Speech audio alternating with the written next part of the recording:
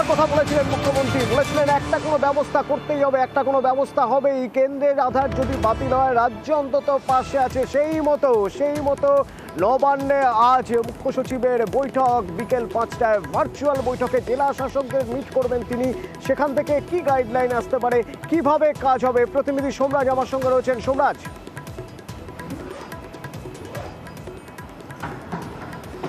দেখো, আজ নবান্নে গুরুত্বপূর্ণ বৈঠক ডাকা হলো। বিকেল 5টা থেকে বিভিন্ন জেলা শাসকদের নিয়ে বৈঠক করবেন মুখ্য সচিব বিপি গোপালিকা।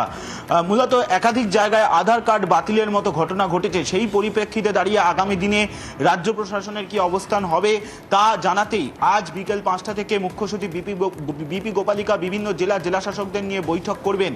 আধার কার্ড বাতিল হওয়ার জেরে যে সমস্ত সরকারি সুবিধা, 100 দিনে গ্রামীণ প্রকল্পের টাকা থেকে শুরু করে কন্যাশ্রী, এমনকি লক্ষ্মীর ভাণ্ডার থেকে শুরু করে বিভিন্ন যে সরকারি প্রকল্পের সুবিধা, সেই সরকারি প্রকল্পের সুবিধা কিভাবে দেওয়া হবে তা নিয়েই গাইডলাইন তৈরি করে দিতে পারে নবান্ন বলেই মনে করা হচ্ছে।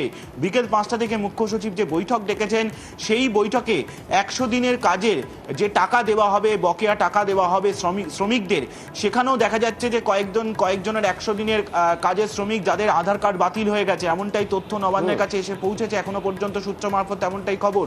সেক্ষেত্রে ফেব্রুয়ারি মাসের শেষ সপ্তাহ থেকে যে টাকা দেওয়ার প্রক্রিয়া শুরু হবে, তা কিভাবে দেওয়া হবে গোটা বিষয়টি পর্যালোচনা করতেই মুখ্য সচিব বিপি গোপালিকা জরুরি বৈঠক ডেকেছেন।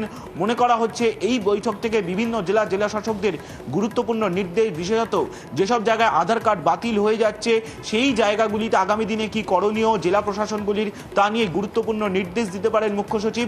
পাশাপাশি আজকের বৈঠকে 100 দিনের গ্রামীণ প্রকল্পের টাকা দেওয়া থেকে শুরু করে যে রাজ্য সরকার যে বিভিন্ন সমস্যার সমাধান সংক্রান্ত যে প্রকল্প শুরু করেছিল, তা নিয়েও পর্যালোচনা করবেন।